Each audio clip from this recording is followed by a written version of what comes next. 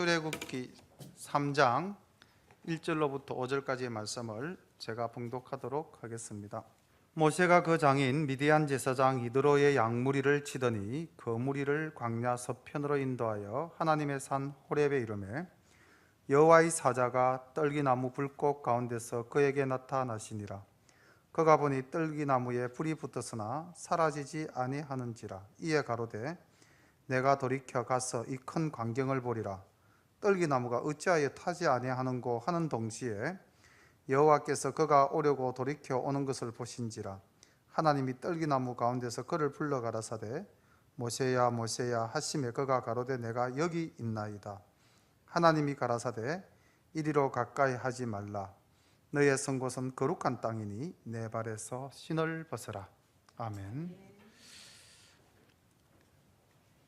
지난 시간에 이제 출애굽기가 시작이 되어졌는데 하나님께서 한 사람을 들어 쓰시기 위해서 얼마나 또 준비하시고 계획하시는가를 오늘 3장과 4장 말씀을 통해서도 같이 살펴보도록 하겠습니다.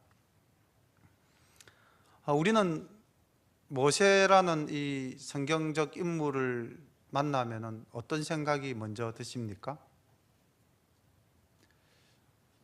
하나님이 평하시기를 이 땅에서 제일 온유한 사람이다라는 평이 있었기 때문에 우리는 온유한 사람으로 기억하십니까? 아니면 또 400년간 이집트에서 노예 생활을 하던 그 민족을 이끌어낸 위대한 민족의 지도자라고 생각을 하십니까? 어쨌든 우리가 출애굽 사건과 모세 이러면은 모세는 굉장한 능력을 가진 사람이고 또 모세는 어떻게 본다면 정말 지도자로서 조금도 부족함이 없는 사람이다 라고 생각하시기가 쉬운데 오늘 우리가 3장과 4장에서 만나는 모세는 우리의 모습 그대로인 아주 약한 모세를 만나게 됩니다. 그렇지만 하나님께서는 그런 유약한 사람도 쓰시고자 하시기 때문에 능력을 부어주시고 또 함께 동행하시마 약속해 주시는 또 귀한 그런 하나님의 은혜를 우리가 또 만날 수가 있을 것 같습니다. 말씀을 같이 한번 읽으면서 또 살펴보도록 하겠습니다. 모세가 그 장인 미디안 제사장 이드로의 양무리를 치더니 그 무리를 광야 서편으로 인도하여 하나님의 산 호렙에 이르매 여호와의 사자가 떨기나무 불꽃 가운데서 그에게 나타나시니라. 그가 보니 떨기나무에 불이 붙었으나 사라지지 아니하는지라. 이에 가로되 내가 돌이켜 가서 이 큰 광경을 보리라. 떨기나무가 어찌하여 타지 아니하는고 하는 동시에 여호와께서 그가 보려고 돌이켜 오는 것을 보신지라. 하나님이 떨기나무 가운데서 그를 불러 가라사대 모세야 모세야 하시매 그가 가로되 내가 여기 있나이다. 하나님이 가라사대 이리로 가까이 하지 말라. 너의 선 곳은 거룩한 땅이니 내 발에서 신을 벗으라. 또 이르시되 나는 내 조상의 하나님이니 아브라함의 하나님, 이삭의 하나님, 야곱의 하나님이라.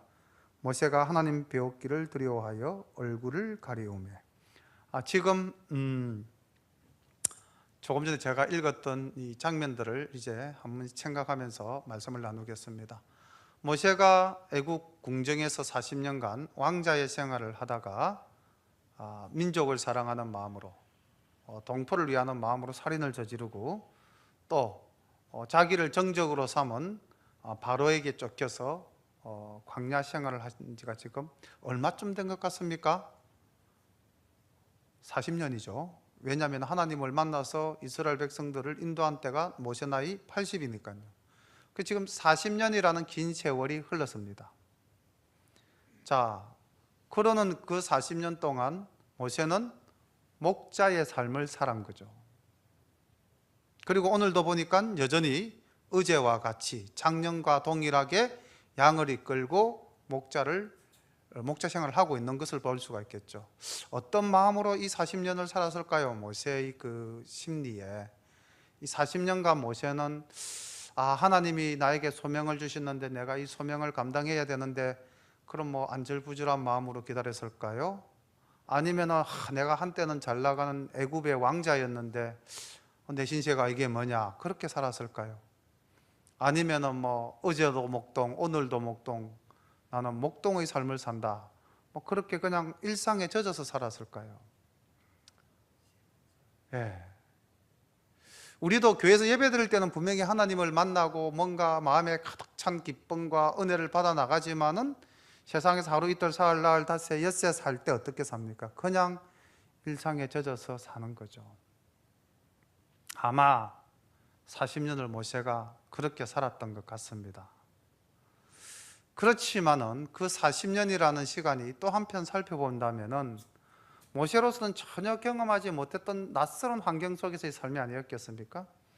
이집트의 왕자로서 살 때는 최고의 학문과 최고의 어떤 시설 속에서 자기의 어떤 품격을 함양시켜 갔겠죠.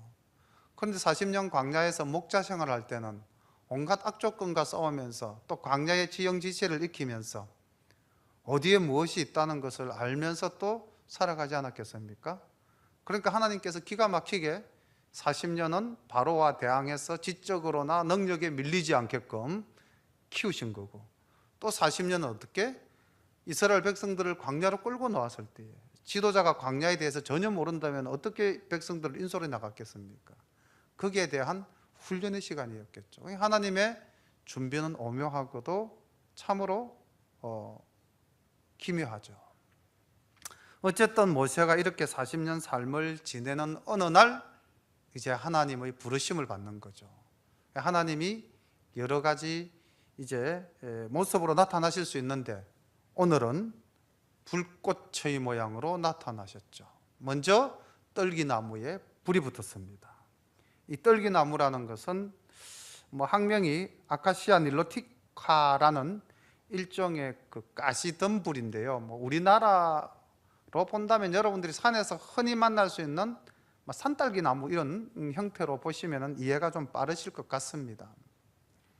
그런데 이 나무에 불이 붙었는데 나무가 타지도 않고요, 불꽃이 식어지지도 사라지지도 않는 묘한 모습을 본 겁니다. 그래서 모세가 처음에는 하나님의 임재라는 사실을 모르고 단지 호기심에서 무슨 일이지? 그런 마음으로 이제 가시덤불 사이로 떨기나무 사이로 가까이 했죠. 그때 자 분명히 잘 보십시오. 2절 초반부에 보면 여호와의 사자가 이렇게 되어 있습니다. 근데 4절에 가서 보면은 여호와께서 이렇게 되어 있죠. 그리고 다시 한 줄 더 내려가면은 하나님이 이렇게 되어 있습니다. 그래서 여기서 말한 이 여호와의 사자는 성경학자들이 해석하기로는 천사나 하나님의 사자가 아니라 성육신 하시기 이전에 제2위이신 하나님, 예수님이 다라고 보는 견해가 강합니다. 그래서 바로 삼위일체시니까 여호와의 사자, 여호와 하나님 동일한 인물로 계속해서 표현되어지고 있죠. 자, 어쨌든 하나님께서는 모세를 부르시고 그 다음 이렇게 말씀하셨습니다. 네가 있는 그곳은 거룩한 곳이다. 신을 벗어라. 자, 우리 목사님께서 늘 주장하는 이야기, 말씀, 교회에 올 때는 예배당에 예배를 드리러 올 때는 이 예배당이라는 곳이 굉장히 거룩한 곳이지 않습니까? 하나님과 내가 인격적으로 만나는 장소잖아요. 그러면은 복장을 어떻게 하는 것이 좋을까? 바로 오늘 이 말씀에서 우리는 답을 받아가야 되겠죠. 너의 선 곳은 거룩한 땅이다. 오늘 우리가 예배드린 이 장소는 거룩한 곳입니다. 예배당이죠. 그리고 하나님께서 말씀하십니다. 신을 벗어라. 다시 말하면 신을 벗어라는 것은 하나님에 대해서는 경외하는 마음으로 겸손히 나아오라는 뜻이겠죠. 그리고 우리에게 대해서는 너의 더러운, 너의 때묻은 심령과 육신을 정갈케 하라, 이런 뜻이겠죠. 자, 그리고서는 하나님께서 이렇게 말씀하십니다. 6절 보십시오. 나는 내 조상의 하나님이니 아브라함의 하나님, 이삭의 하나님, 야곱의 하나님이라. 자, 이 지금 하나님께서 자신을 나타내는 이 말씀을 동일하게 3장과 4장에서 4번이나 반복을 하십니다. 다시 말한다면 하나님이 왜 모세에게 나는 하나님이다 이렇게 말씀하시면 되는데 나는 내 조상의 하나님, 아브라함의 하나님, 이삭의 하나님, 야곱의 하나님이라고 이야기를 했을까요? 만약에 오늘날 이 시간에 하나님께서 우리에게 말씀하신다면 하나님은 여전히 동일하게 말씀하실 겁니다. 나는 아브라함의 하나님, 이삭의 하나님, 야곱의 하나님, 그리고 너희들의 하나님이다. 그럼 이 말 속에는 어떤 의미가 내포되어져 있을까요? 그 아득한 과거로부터 지금까지 살아계신 하나님,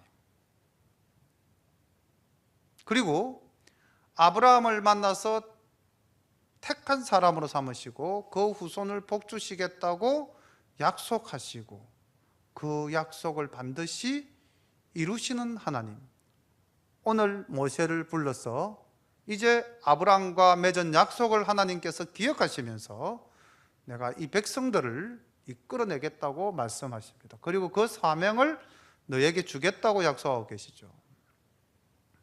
그리고 한결같이 변함없으신 하나님이시죠. 그렇다면 오늘 우리에게도 여전히 하나님은 살아계시고 여전히 우리에게 주신 약속을 이루어 주시는 분이시며 우리에게 항상 한결같이 변함없으신 하나님이신 줄 우리 모두가 믿어야 되겠죠. 예, 그 하나님이십니다. 그것을 하나님이 모세에게 지금 강조하는 겁니다.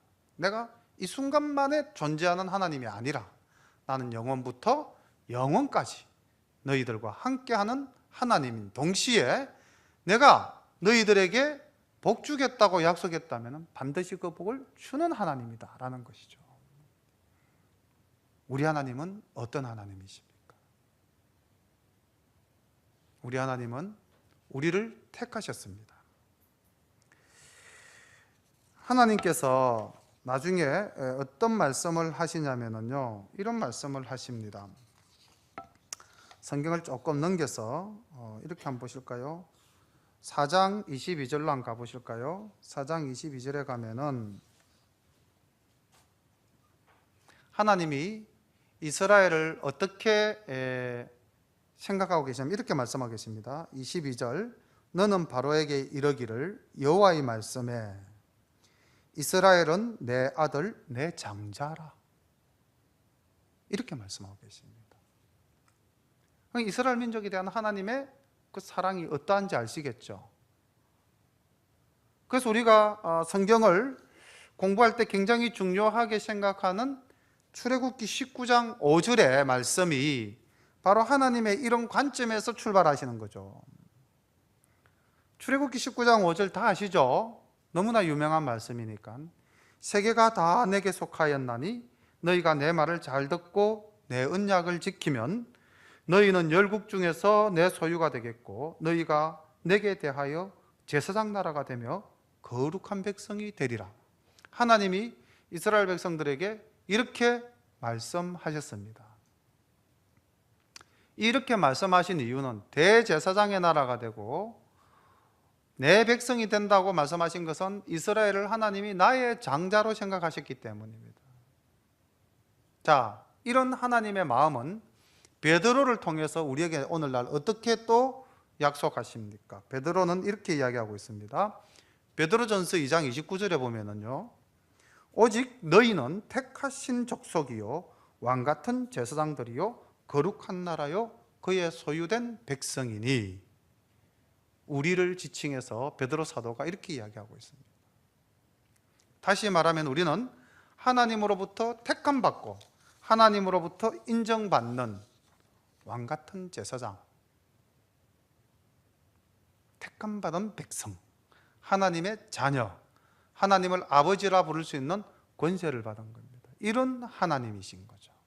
이분이 바로 우리의 하나님이십니다. 여호와께서 가라사대 내가 애굽에 있는 내 백성의 고통을 정령히 보고 그들이 그 간역자로 인하여 부르짖음을 듣고 그 우고를 알고 내가 내려와서 그들을 애굽인의 손에서 건져내고 그들을 그 땅에서 인도하여 아름답고 광대한 땅, 젖과 꿀이 흐르는 땅 곧 가나안 족속, 헷 족속, 아모리 족속, 브리스 족속, 히위 족속, 여부스 족속의 지방에 이르려 하노라. 지금 제가 읽은 구절에서요, 서술어 동사만 뽑아서 우리가 한번 동그라미를 쳐보시면 이렇게 됩니다. 내 백성의 고통을 정령이 보고, 보고의 동그라미 한번 쳐보실까요? 부르짖음을 듣고, 그 다음 그 우고를 알고, 그 다음 내려왔어, 그 다음 건져내고, 다음 인도하여 이르려 하노라. 자, 얼마나 세밀하시고 우리의 삶을 지켜보시는 하나님이신 줄 아시겠죠? 이 서술어들만 다 연결해 보면은 하나님은 보고 듣고 알고 우리가 힘든 상황에 있으면 우리를 건져내시고 우리를 인도하시고 우리를 하나님의 나라로 이끌어 주시는 분이라는 것을 우리가 알게 됩니다.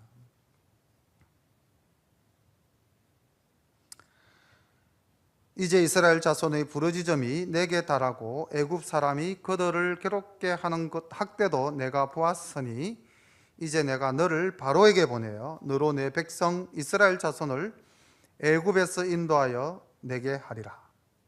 자, 이제 이 10절은 불꽃으로 나타나신 하나님이 모세에게 나타난 이유를 이제 나타내 보이신 거죠. 다시 말하면 이제 모세에게 사명을 주는 장면입니다. 굉장히 이 배경음악이 나온다면 웅장하게 나오면서 이 이제 하나님의 말씀이 들려져야 되겠죠. 얼마나 감격스러운 말씀이고 얼마나 권위 있는 말씀이십니까? 모세가 소명을 받는 그런 굉장히 엄숙한 자리. 만약에 하나님이 우리를 부르셔서 이런 이적으로 나타나신 하나님께서 모든 역사를 다 알고 있고 내가 너희 조상에게 한 장소를 이제 내가 이루겠다. 그리고 너를 대표로 뽑아서 내가 너네 민족을 인도해 내겠다. 자, 명을 받아라. 이러면 우리 어떻게 할까요? 어떤 마음이겠습니까? 우리 모두가 지금 받고 있는다면은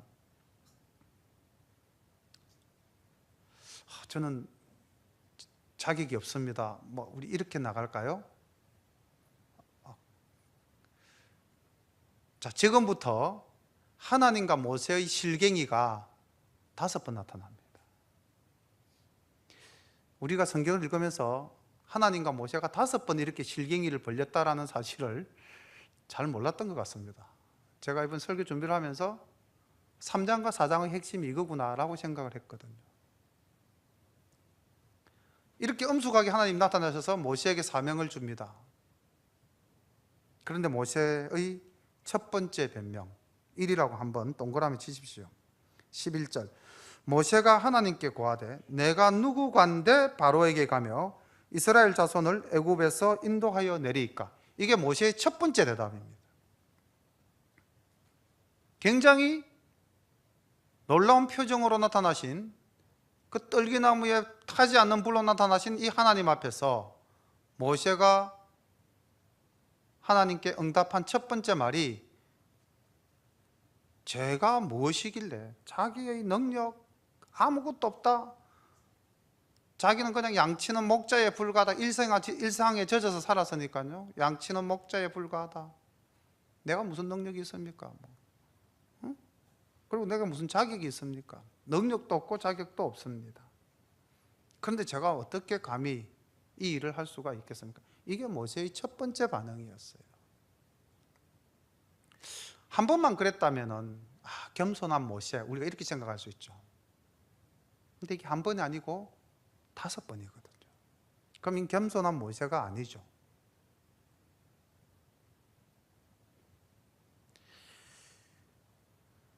하나님의 대답이 바로 12절에 나옵니다. 하나님이 가라사대 내가 정녕 너와 함께 있으리라. 내가 백성을 애굽에서 인도하여 낸 후에 너희가 이 산에서 하나님을 섬기리니 이것이 내가 너를 보낸 증거니라. 자, 하나님이 이렇게 말씀합니다. 야, 전능한 하나님이 내가 너와 함께 할 거야. 그리고 반드시 너를 통해서 내 민족을 이끌어내고 그 백성이 이 산에 와서 나에게 예배드리게 할 거야. 이거 내가 담보해. 이렇게 지금 말씀하시는 겁니다. 그런데 모세가 어떻게 대답합니까? 자, 이게 모세의 변명 두 번째입니다. 모세가 하나님께 고하되 내가 이스라엘 자손에게 가서 이러기를 너희 조상의 하나님이 나를 너희에게 보내셨다 하면 그들이 내게 묻기를 그의 이름이 무엇이냐 하리니 내가 무엇이라고 그들에게 말하리이까? 하나님 맞나요?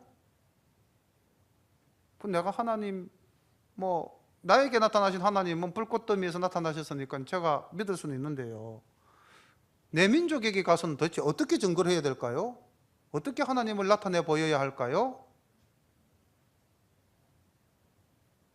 하나님에 대한 지식이 없는 저들을 제가 어떻게 설득하고 하나님을 증거할까요? 이게 어떻게 보면 오늘 전도하러 나가야 되는 우리의 변명과 좀 비슷한 것 같죠?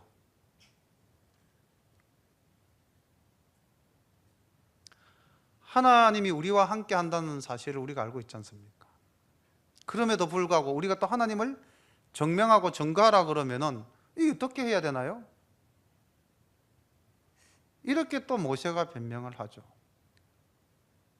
하나님이 또 이렇게 응답하십니다. 하나님이 모세에게 이르시되 나는 스스로 있는 자니라. 또 이르시되 너는 이스라엘 자손에게 이같이 이르기를 스스로 있는 자가 나를 너희에게 보내셨다 하라. 하나님이 또 모세에게 이르시되 너는 이스라엘 자손에게 이같이 이르기를 나를 너희에게 보내신 이는 너희 조상의 하나님 곧 아브라함의 하나님 이삭의 하나님 야곱의 하나님 여호와라 하라. 이는 나의 영원한 이름이요 대대로 기억할 나의 표본이라. 너는 가서 이스라엘 장로들을 모으고 그들에게 이르기를 여호와 너희 조상의 하나님 곧 아브라함과 이삭과 야곱의 하나님이 내게 나타나 이르시되 내가 실로 너희를 근거하여 너희가 애굽에서 당한 일을 보았노라. 내가 말하였거니와 내가 너희를 애굽의 고난 중에서 인도하여 내어 젖과 꿀이 흐르는 땅 곧 가나안 족속, 헷 족속, 아모리 족속, 브리스 족속, 히위 족속, 여부스 족속의 땅으로 올라가게 하리라 하셨다 하면 그들이 내 말을 들으리니 너는 그들의 장로들과 함께 애굽 왕에게 이르기를 히브리 사람의 하나님 여호와께서 우리에게 임하셨은즉 우리가 우리 하나님 여호와께 희생을 드리려 하오니 사흘 길정 광야로 가기를 허락하소서 하라. 내가 아노니 강한 손으로 치기 전에는 애굽 왕이 너희의 가기를 허락지 아니하다가 내가 내 손을 들어 애굽 중에 여러 가지 이적으로 그 나라를 친 후에야 그가 너희를 보내리라. 내가 애굽 사람으로 이 백성에게 은혜를 입히게 할지라. 너희가 갈 때에 빈손으로 가지 아니하리니 여인마다 그 이웃 사람과 및 자기 집에 우거하는 자에게 은폐물과 금폐물과 의복을 구하여 너희 자녀를 꾸미라. 너희가 애굽 사람의 물품을 취하리라. 자, 지금 하나님 나타나셔서 모세에게 내가 어떻게 하나님을 증명할까요? 라는 이 물음에 대해서 나는 스스로 있는 자다. I am who I am. 이 말씀은 그 무엇으로도 하나님을 증명할 말이 없다는 것이죠. 하나님은 이 땅을 창조하신 창조주이시고 영원부터 영원까지 계시는 분이신데 뭐라고 거기다 수식어를 갖다 붙이겠습니까? 그래서 하나님 말씀하시기를 스스로 있는 자다라고 말씀을 하신 겁니다. 오늘날 만약에 누군가가 나에게 당신은 누구십니까? 라고 묻는다면은 저는 박교원 목사입니다. 이렇게 이야기할 수도 있고요. 저는 경상고등학교 전문상담교사입니다. 이렇게 이야기할 수 있겠죠. 나를 나타낼 때는 반드시 A는 B이다 해서 B를 가지고 와야만 제가 증명이 돼요. 그렇죠? 하나님은 그 B가 필요 없으신 분이죠. 그런 하나님을 모세에게 증거해 보이고요. 이제 하나님이 조금 더 구체적으로 자신을 설명해 주십니다. 니네 백성들한테 가서 이렇게 이야기해라. 똑같은 말씀이죠. 아까 모세에게 나타나셔서 하셨던 그 말씀, 6절에서 하셨던 말씀이 지금 이 15절에 반복되고 16절에 계속 반복되지 않습니까? 너희 조상의 하나님, 아브라함의 하나님, 이삭의 하나님, 야곱의 하나님, 너희들을 내 백성으로 삼고 내가 너희들을 이끌어 젖과 꿀이 흐르는 가나안 땅으로 인도하겠다고 하셨던 그 하나님이라고 이야기하라. 그리고 나는 그 약속을 반드시 이루겠다. 그 말씀이죠. 그 다음에 젖과 꿀이 흐르는 땅, 가나안 땅으로 올라가게 하리라. 그 말씀하셨다라고 한다면 18절 그들이 내 말을 들으리라. 모세, 너 그렇게만 전해. 그럼 백성들은 네 말을 듣는다, 믿는다, 따른다 라고 말씀하시는 겁니다. 야, 그것도 좀 안 되겠어? 그럼 내가 조금 더 구체적으로 이야기해 주지. 너 애굽에 가서 이렇게 이야기해. 우리가 사흘 길을 가서 하나님께 예배드리려 한다. 보내달라. 그러면은 바로가 네 말 절대 안 들어. 안 들을 거야. 틀림없어. 그런데 내가 그를 칠 거야. 그러면은 그가 마지막에 너네들을 놓아줄 거야. 하나님이 장차 나타날 일을 다 말씀해 주십니다. 과거에 하셨던 약속을 상기시켜서 그 약속을 반드시 이루시겠다고 다짐하시면서 또 나타날 일에 대해서도 모세에게 미리 보여주시죠. 그리고 아주 구체적으로 한 사건을 들어주십니다. 그게 21절부터 22절까지의 내용입니다. 자, 내가 너희들을 애굽을 떠날 때 절대 빈손으로 가도록 하지 않겠다. 너희 이스라엘 민족이 애굽인에게 금을 구하면 그들이 금을 줄 것이고 은을 구하면 그들이 은을 줄 것이고 그들이 어복을 달라 하면 어복을 줄 것이야. 자, 이 말씀은요, 하나님께서 이 구체적인 단일한 사건을 창세기 15장 14절에서 이미 말씀하셨어요. 그걸 다시 상기시키는 겁니다. 창세기 15장 14절에 보면은 하나님께서 어떻게 아브라함에게 약속을 하셨냐면 이렇게 약속을 하셨어요. 그 섬기는 나라를 내가 징치할지며 내가 애굽을 반드시 치겠다. 그리고 그 후에 내 자손이 큰 재물을 이끌고 나오리라. 이렇게 말씀하셨어요. 그리고 징치하고 큰 재물을 이끌고 나오게 할 것이라는 그 아브라함에게 하셨던 그 약속을 오늘 모세에게 다시 상기시키면서 구체적으로 금과 은과 의복을 가지고 나올 거야. 패물을 구한 대로 너희들이 받을 거야. 그런데 과연 어떻게 됩니까? 자, 출애굽기 12장 35절로 한번 가보십시오. 출애굽기 12장 35절에 가서 말씀을 보면은 우리 하나님이 어떤 하나님이신 줄 우리는 발견하게 됩니다. 12장 35절 이스라엘 자손이 모세의 말대로 하여 애굽 사람에게 은금 패물과 의복을 구하매 여호와께서 애굽 사람으로 백성에게 은혜를 입히게 하사 그들의 구하는 대로 주게 하심으로 그들이 애굽 사람의 물품을 취하였더라. 자, 약속하신 거 딱 그대로죠. 은과 금과 의복. 지금 하나님은 나타내실 일을 보여주셨습니다. 이 가만히 보면은 우리가 신앙생활 하다가 흔들릴 이유가 없는 거죠. 영원부터 영원까지 계신 하나님은요, 과거에 말씀하셨고 그 말씀하신 것이 이루어져 가고 있는 가운데 있으며 또한 우리에게 오늘날 그 과거에 말씀하셨던 약속들을 상기시키시고 소망을 주시죠. 그리고 반드시 그 일은 이루어집니다. 오늘날 여기 모세에게 불러서 너네 조상 아브라함에게 했던 약속, 내가 이 약속을 너에게 다시 환기시키고 이 약속은 반드시 이루어질 거야. 모세가 그것을 경험하잖아요. 우리도 그런 소망을 가지고 오늘 살아가고 있지 않습니까? 그러니까 우리가 하나님을 증거하고 우리의 믿음이 흔들릴 이유가 없는 거죠.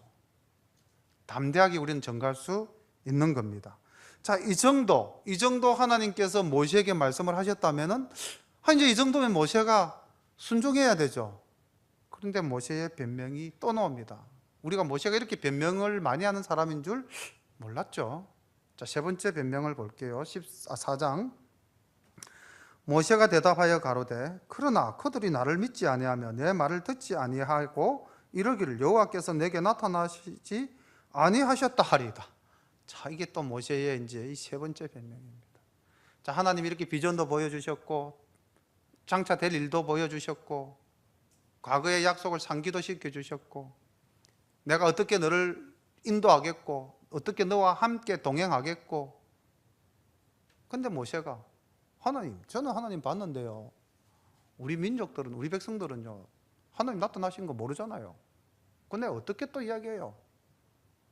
모세가 이런 사람이었습니다. 어떻게 보면 지금쯤이면 여러분들이 가만히 생각해, 내가 모세보다 조금 더 나을 것 같다, 나는 이 정도면 이제 하나님한테 굴복할 것 같은데, 그러신 생각이 들죠. 하나님이 내게 나타나신 증거를 보여주십시오. 하나님이 인내심이 참 강하신 것 같습니다. 그래서 또 답을 주십니다. 2절 보실까요? 여호와께서 그에게 이르시되 내 손에 있는 것이 무엇이냐? 그가 가로되 지팡이니이다. 여호와께서 가라사대 그것을 땅에 던지라. 곧 땅에 던지니 그것이 뱀이 된지라. 모세가 뱀 앞에서 피하며 여호와께서 모세에게 이르시되 내 손을 내밀어 그 꼬리를 잡으라. 그가 손을 내밀어 잡으니 그 손에서 지팡이가 된지라. 또 가라사대 이는 그들로 그 조상의 하나님 곧 아브라함의 하나님 이삭의 하나님 야곱의 하나님 여호와가 내게 나타난 줄을 믿게 함이니라. 자, 하나님 이제 좋아, 네가 정 그렇다면은 내가 너에게 하나의 이적을 보여주겠다. 너 손에 든 건 뭐야? 목자니까 당연히 지팡이를 들었겠죠. 지팡이입니다. 막대기입니다. 던져 뱀이 됐죠. 집어 다시 지팡이가 됐죠.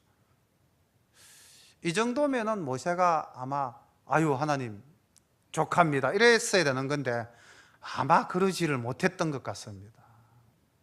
그래서 하나님이 다시 내가 영원부터 영원까지 스스로 있는 자라는 것을 또 이야기하죠. 네 번째죠. 조상의 너네 조상 아브라함의 하나님 다시 말씀하시면서 두 번째 증거를 보여주십니다. 여호와께서 또 가라사대 내 손을 품에 넣어라 하시매 손을 품에 넣었다가 내어보니 그 손에 문둥병이 발하여 눈같이 흰지라. 가라사대 내 손을 다시 품에 넣어라 하시매 그가 다시 손을 품에 넣었다가 내어보니 손이 여상하더라. 여호와께서 가라사대 그들이 너를 믿지 아니하며 그 처음 이적의 표징을 받지 아니하여도 둘째 이적의 표징은 믿으리라. 자, 이제는 손을 품에 넣고 빼고 하면서 문둥병이 걸리고 나아지고 하는 장면을 보여주셨습니다. 그럼 이 정도면 또 하나님 이제 이 정도면 진짜 족합니다 해야 되겠죠. 아마 근데 그때도 모세가 갸웃갸웃한 것 같아요. 하나님 이거 가지고 뭐 사람들이 과연 믿을까요? 아마 그랬던 것 같아요. 그러니 9절 보십시오. 그들이 이 두 이적을 믿지 아니하며 내 말을 듣지 아니하거든 너는 하수를 조금 취하여다가 육지에 부어라. 내가 취한 하수가 육지에서 피가 되라. 이제는 자연 현상을 동원시켜서 하나님이 이적을 베푸시겠다고 말씀하십니다. 아마 그때쯤 모세가 그럼 이거는 이 정도면 될 것 같습니다 라고 이제 수긍을 한 것 같아요. 그러면 이거 수긍했으면 이제 주님 제가 가겠습니다 라고 해야 되는데 네 번째 모세의 변명이 또 나옵니다. 모세가 여호와께 가로되 고하되 주여 나는 본래 말에 능치 못한 자라. 주께서 주의 종에게 명하신 후에도 그러하니 나는 입이 뻣뻣하고 혀가 둔한 자니이다. 자, 이제 우리도 이제 조금씩 정말 이 정도였나 이런 생각이 드시죠. 그리고 지금 이 변명이 어떻게 느껴지십니까? 변명답습니까? 아니면 전혀 이 변명 같지 않습니까? 이 지금 모세의 마음이 어떤 마음일까요? 난 도저히 가고 싶지 않다. 아마 모세는 40년 전에 자기가 지명수배자가 됐다는 사실을 기억하고 있지 않겠습니까? 애굽 들어가면 즉시 난 죽을 거야. 죽을 사지에 내가 왜 들어가? 뭐 하나님은 능력이 있으시니까 이렇게도 하시고 저렇게도 하시지만은 나는 그들이 잡으러 올 때 뭐 내가 그들을 두드려 잡을 힘이 있는 것도 아니고 능력이 있는 것도 아닌데 내가 왜 가? 아마 지금 그런 아직까지 인간적인 모습들이 그 속에 그대로 있는 것 같습니다. 앞날에 대한 두려움, 자기의 무능감, 목동으로 40년 살면서 그냥 저냥 목자로 살았지 않습니까? 거기에서 오는 패배감, 절망감, 그런 것들 많았겠죠. 우리도 그렇게 살아가지 않습니까? 패배감, 절망감. 하나님이 우리에게 말씀으로, 은혜로 우리에게 힘을 주셔도 우리는 그냥 패배감, 절망감에 젖어서 또 하루하루를 그렇게 살아가고 있지 않습니까? 확실하게 붙잡고 주여 나아가겠습니다 라고 다짐을 못하고 살아가고 있지 않습니까? 바로 그런 모습, 우리의 모습이 바로 지금 오늘 여기 모세의 모습으로 그대로 나타나고 있습니다. 변명 같지 않은 변명. 저 말을 잘 못해요, 이렇게 이야기하고 있는 거죠. 그런데 과연 모세가 말을 잘 못하는 사람이었을까요? 우리 상식적으로 한번 생각해 봅시다. 모세가 정말로 뭐 사람들 앞에서, 대중 앞에서 이 하나님의 명을 받아서 증거하는 그런 능력이 부족한 사람이었을까요? 사도행전에 보면 답이 나오고 있습니다. 사도행전 7장 22절에 보면은 모세가 어떤 사람이었는지 스테판의 설교에 이렇게 이야기하고 있습니다. 모세가 애굽 사람의 학수를 다 배워 그 말과 행사가 능하더라.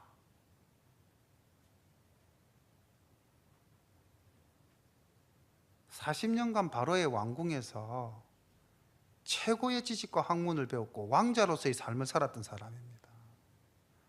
수많은 전쟁터에 군대를 이끌고 나가서 전쟁도 하지 않았겠습니까?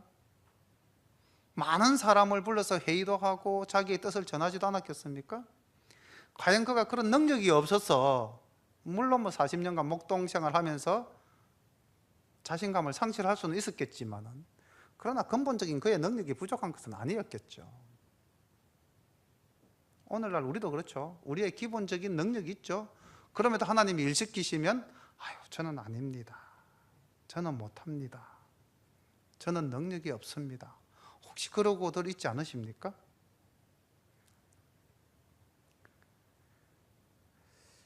우리 하나님은 참 대단하신 하나님이십니다. 이렇게 말 같지 않은 변명을 하매 하나님이 어떻게 하십니까? 또 편안하게 말씀하십니다. 여호와께서 그에게 이르시되 누가 사람의 입을 지었느냐? 누가 벙어리나 기머거리나 눈 밝은 자나 소경이 되게 하였느냐? 나 여호와 아니뇨? 이제 가라. 내가 내 입과 함께 있어 할 말을 가르치리라. 야, 너 나 못 믿어? 야, 내가 천지를 창조한 사람이야. 사람이 아니죠, 죄송합니다. 내가 천지를 창조한 하나님이야. 내가 네 입을 다물게 해서 벙어리로 만들 수도 있고, 벙어리 된 네 입을 열어서 말을 할 수도 있게끔 하는 능력이 있는 하나님이야. 왜 못 믿니? 좋아, 내가 네 입술을 주장해 주마. 자, 이렇게 약속을 하셨어요. 하나님도 참 답답하시니까 내가 네 입술을 대신 놀려줄게. 내가 네 입에 들어가서 네가 하는 말을 해줄게. 이런 적극적인 약속 아니십니까? 자, 그런데 모세 마지막 5번째 변명이 나갑니다. 13절, 모세가 가로되 주여 보낼 만한 자를 보내소서. 저는 죽어도 못 갑니다. 하나님과 5번째 실갱이를 벌리고 있습니다. 이 사람이 모세입니다. 이제 하나님께서도 한계에 도달하셨던 것 같아요. 14절 보십시오. 여호와께서 모세를 향하여 노를 바라시고 가라사대 레위 사람 내 형 아론이 있지 아니하뇨? 그의 말 잘함을 내가 아노라. 그가 너를 만나러 나오린 아니 그가 너를 볼 때에 마음에 기뻐할 것이라. 너는 그에게 말하고 그 입에 말을 주라. 내가 내 입과 그의 입에 함께 있어서 너의 행할 일을 가르치리라. 그가 너를 대신하여 백성에게 말할 것이니 그는 내 입을 대신할 것이요 너는 그에게 하나님같이 되리라. 너는 이 지팡이를 손에 잡고 이것으로 이적을 행할지니라. 하나님이 오죽 답답하셨으면요. 그래, 좋다. 네 말 못하는 거, 내가 네 입이 되어서 말을 해준다고 해도 네가 그거 믿지 못한다면은, 네가 정령코 살아있는 하나님이 나를 못 믿는다면은, 좋아, 너와 똑같은 인간 하나를 너에게 붙여줄게. 그게 아론이죠. 여기서 본다면 정말 모세는 하나님에 대한 진실한 믿음이 없었던 것 같아요. 다섯 번째 실갱이 끝에 하나님이 만들어 놓은 제안이, 이제까지는 하나님의 능력과 하나님의 영광을 모세 너에게 주겠다라고 했는데 모세가 그걸 받아들이지 않잖아요. 그리고 다섯 번째 가서 네 형 아론, 말 잘하는 아론 있지 않느냐, 그를 대동하라 하니까 모세가 거기에 수긍합니다. 얼마나 부족한 인간의 모습입니까? 이게 우리 모습이죠. 하나님은 살아계시고 우리를 택하셔서 자녀 삼아주셨고 왕같은 제사장으로 삼아주셨는데도 우리는 그것보다는 옆에 있는 사람을 믿는 거죠. 저도 제일 두려워하는 게 그겁니다. 하나님보다 사람을 먼저 볼까 싶어서. 아직 그 훈련이 다 안 된 것 같아요. 저 자신도. 사람을 보면은 망하잖아요. 망한 사람이 있잖아요. 사울이. 하나님을 바라보고 나아가야 되는데 사람을 의식해서 하나님의 명령을 어기지 않습니까? 제일 무서운 게 이거죠. 사람을 의지하고 세상 힘을 의지하고 우리가 오늘 그렇게 살아가고 있지 않습니까? 근데 하나님은 이렇게 모세에게 5번씩이나 나는 영원한 하나님, 나는 스스로 있는 자, 내가 네 속에서 네가 가진 모든 것을 발휘할 수 있도록 도와줄 수 있는 그런 하나님이다 그래도 우리는 그 하나님을 거부하고 있잖아요. 모세가 못 받아들이지 않습니까? 그리고 모세가 받아들인 것이요, 보니까 형 아론을 붙여주겠다는 것 하나 하고요, 아까 뱀으로 변한 지팡이 그거 들고 갑니다. 지금 이 5번째 하나님의 말씀에 이제 모세가 소명을 받아들이고 순종하는 모습을 보이죠. 18절 보십시오. 모세가 장인 이도로에게 돌아가서 그에게 이르시되 내가 애굽에 있는 내 형제들에게로 돌아가서 그들이 생존하였는지 보려 하오니 나로 가게 하소서. 이도로가 그에게 평안히 가라 하니라. 이제 가지 않습니까?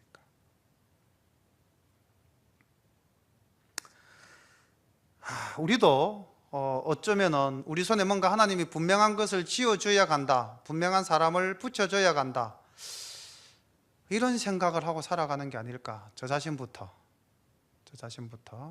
그런 아직도 부족한 제 모습을 발견하게 됩니다. 이 말씀 보면서 제가 참 제 자신의 부족함을 많이 돌아보게 되었습니다. 19절 말씀 봅니다. 여호와께서 미디안에서 모세에게 이르시되 애굽으로 돌아가라. 내 생명을 찾던 자가 다 죽었느니라. 하나님께서 또 보증수표 하나 끝까지 써주시죠. 야, 네 죽이려고 붙였던 현상수배 떨어졌어. 걱정 마. 하나님 그것까지 다 알고 계셨던 거죠. 마지막에 이 말씀 주시는 거잖아요. 그죠? 여호와께서 모세에게 이르시되 내가 애굽으로 돌아가거든 내가 내 손에 준 이적을 바로 앞에서 다 행하라. 그러나 내가 그의 마음을 깡패케 한즉 그가 백성을 놓지 아니하리니 너는 바로에게 이르기를 여호와의 말씀에 이스라엘은 내 아들 내 장자라. 내가 내게 이르기를 내 아들을 놓아서 나를 섬기게 하라 하여도 내가 놓기를 거절하니 내가 내 아들 내 장자를 죽이리라 하셨다 하라 하시니라. 또 하나님이 어떻게 해서 너희들이 결국 애굽을 나오게 될 것이다라는 또 마지막 모습을 보여주시는 거죠.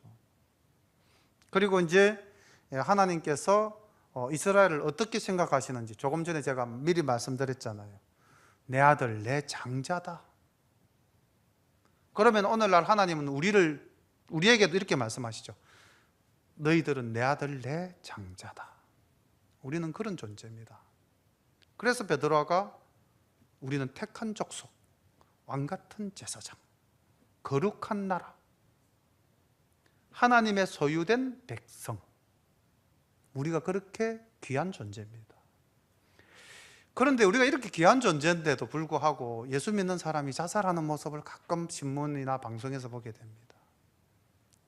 말씀을 정확하게 안다면 하나님은 옛날부터 지금까지 하나님의 사랑하는 자녀를 어떻게 선택하셔서 어떻게 지키고 보호하시고 인도하시고 어떻게 우리에게 소망 주시고 약속하셨는데, 그걸 안다면 우리가 우리 입에서 함부로 죽겠다는 소리 나올 수가 있겠습니까? 사람들이 열받으면 그러잖아요. 자기 뜻대로 안 되면 그러잖아요. 확 죽어버리겠다 이런 식으로. 얼마나 그게 하나님을 두려워하지 않는 마음이고 자기의 그 귀한 존재성을 무시하는 이야기입니다. 하나님이 내 장자다, 이스라엘 백성들은 그렇게 삼으셨고요, 우리에게는 예수 그리스도의 피로 값주고 사신 하나님의 자녀들입니다. 그런 존재죠. 그리고 이런 우리를 하나님의 나라로 인도하시기 위해서 이 세상이 우리를 핍박하고 고난을 준다면 하나님이 대신 징치해 주시겠다고 약속하지 않습니까? 24절 말씀 보겠습니다. 여호와께서 길의 숙소에서 모세를 만나사 그를 죽이려 하시는지라. 십보라가 차도를 취하여 그 아들 양피를 베어 모세의 발 앞에 던지며 가로되 당신은 참으로 내게 피난편이로다 하니 여호와께서 모세를 넣으시니라. 그때에 십보라가 피난편이라 함은 할례를 인함이었더라. 좀 이해가 잘 안 가는 내용이 하나 이렇게 에피소드로 끼어들었죠. 지금 하나님과 모세의 만남, 그리고 모세의 소명, 그리고 이제 애굽으로 가서 이제 사명을 감당해야 하는 그런 장면인데, 갑자기 하나님이 모세에게 나타나서 모세를 죽이려고 하셨다.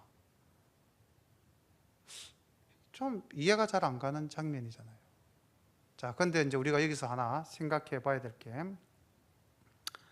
하나님의 사명을 받은 이 모세가 그의 가정을 어떻게 다스려 왔는가를 우리가 한번 돌아봐야 됩니다. 모세가 애굽 왕조에서 도망하여 미디안 광야에 왔을 때 이 시포라를 만났죠. 이드로의 딸들을 만나서 그들을 도와서 양떼에 물을 먹이게 하고 이드로의 집에 초청되어서 밥을 먹고 그 가정에 거하게 되면서 그의 딸 중 하나인 시포라와 결혼을 했습니다. 이드로는 미디안 지역의 제사장이라고 기록되어 있습니다. 그렇다면 이 이드로가 정말로 하나님을 경외하는 하나님의 제사장이었을는지 아니면은 그 지방신을 섬기는 제사장이었을는지는 알 수가 없죠. 그런데 우리가 미루어 봤을 때 이 이드로는 하나님을 신실히 믿는 사람은 아니었던 것 같습니다. 그리고 이드로는 이방인이죠. 자, 그럼 그의 딸과 결혼한 이 모세가 어머니로부터 히브리 사람이라는, 이스라엘 사람이라는 민족 의식과 교육을 받고 하나님을 알았지만은 그것을 그 가정에게 온전히 전달을 하였을까요?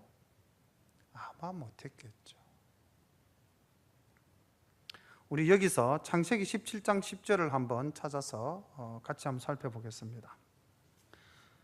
하나님께서 아브라함을 택하시고 난 후에 하나님이 아브라함과 언약을 맺으시는 장면입니다. 너희 중에 남자는 다 할례를 받으라. 이것이 나와 너희와 너희 후손 사이에 지킬 내 언약이니라. 너희는 양피를 베어라. 이것이 나와 너희 사이에 언약의 표징이니라. 할례를 받지 아니한 남자 곧 그 양피를 베지 아니한 자는 백성 중에서 끊으리니 그가 내 언약을 배반하였음이라. 자, 지금 이 이스라엘 민족에게는 이 아브라함과 하나님의 맺은 언약 이후 아마 이 할례의 예식은 계속 이어져 왔을 겁니다. 모세도 석 달을 숨기어서 자랐기 때문에 이미 할례를 받았겠죠. 그런데 모세가 시포라와 결혼해서 두 아들을 낳았어요. 게르손과 엘리에셀이라는 두 아들을 낳았죠. 그런데 그 두 아들을 할례를 감행을 했을까요? 안 했을까요? 다시 말하면 하나님의 사명을 감당하는 이 사람이 그 가정에 하나님이 살아계심을 또는 하나님과 맺은 언약을 상기시켰을까요? 못 시켰을까요? 모세는 가장의 근위로서 아내 시보라를 설득시켜서 믿는 사람으로 만들었을까요? 못 만들었을까요? 지금 이 장면입니다. 그래서 하나님이 이 애굽으로 가는 이도로에게 작별의 인사를 고하고 지금 시보라와 그 두 아들을 데리고 지금 애굽으로 가고 있는 장면이죠. 지금 이 장면이. 그런데 그 가족에게 문제가 있는 거예요. 갔을 때 이스라엘 사람으로서 하나님과의 언약이 이 가정 안에 이루어져 있지 않음을 보여줄 수밖에 없는 상황이지 않습니까? 할례가 안 돼 있으니까. 그래서 하나님이 모세를 죽이려고 하셨다. 이때 정말 모세를 죽이려고 하신 건 아니고 하나님께서 모세에게 굉장한 노를 바라시면서 어떤 표정을 보이시겠죠. 그러니 이 시보라가 그제서야 차도를 가지고 그 아이들의 복이 여기 그렇게 돼 있지 않습니까? 그 아들의 양피를 베어 모세의 발 앞에 던졌다고 돼 있지 않습니까? 그러니까 이 시보라가 지금 이 할례 의식을 행하는 것도 기쁜 마음으로 합니까? 아니면은 마지못해 억지로 한 거죠. 그리고요, 출애굽기 이 18장으로 한번 가볼까요? 18장 2절로 한번 가보겠습니다. 출애굽기 18장 2절로 가면은 이제 모세가 광야에서 백성을 인도할 때에 그 장인 이드로가 찾아오는 장면이 있습니다. 이게 이제 18장 2절에 나오죠. 보십시오. 이때는 이미 이제 모세가 하나님의 산 호렙에 도달했을 때입니다. 그때 모세의 장인 이드로가 모세가 돌려보냈었던 그의 아내 시보라와 그 두 아들을 데리고 나타난 겁니다.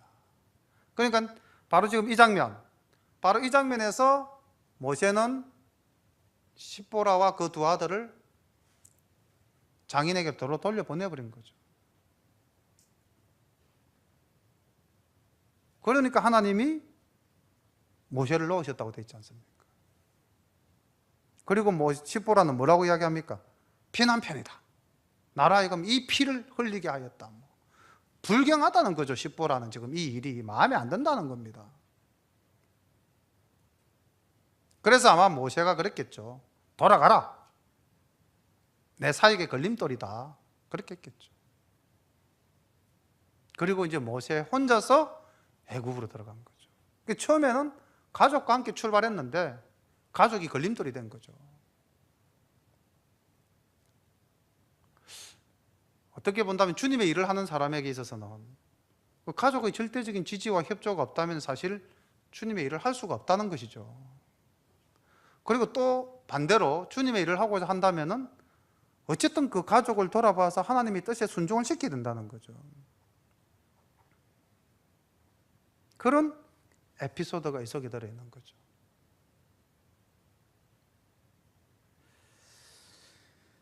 여호와께서 아론에게 이르시되 광야에 가서 모세를 맞으라 하심에 그가 가서 하나님의 산에서 모세를 만나 그에게 입맞추니 모세가 여호와께서 자기에게 부탁하여 보내신 모든 말씀과 여호와께서 자기에게 명하신 모든 이적을 아론에게 고하니라. 모세와 아론이 가서 이스라엘 자손의 모든 장로를 모으고 아론이 여호와께서 모세에게 명하신 모든 말씀을 전하고 백성 앞에서 이적을 행하니 백성이 믿으며 여호와께서 그 이스라엘 자손들을 돌아보시고 그 고난을 감찰하셨다 함을 듣고 머리 숙여 경배하였더라. 자, 27절부터 30절까지 말씀을 보면은요, 이 또 하나님의 놀라운 역사가 나타나죠. 모세가 애굽에 도착하기 전에 누가 먼저 애굽에 가셨습니까? 하나님이 먼저 가셨어요.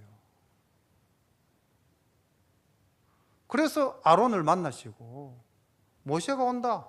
아론, 너 모세를 맞으러 가거라. 그렇게 이야기하고 있죠. 먼저 일하시는 하나님입니다. 우리가 일하기 전에 하나님이 먼저 일을 하시고 우리가 결과를 드러내기 이전에 이미 하나님께서 그 결과를 다 만들어 놓으신 거예요. 사실은 우리는 그냥 손만 얹는 거죠. 모든 것은 하나님이 다 하시는데. 그런데 또 교만한 사람들은 이렇게 이야기하죠. 하나님이 다 해놓으셨는데 내가 다 했다 그러죠. 그죠? 나의 능력이다. 나의 힘이다. 사실은 아니죠.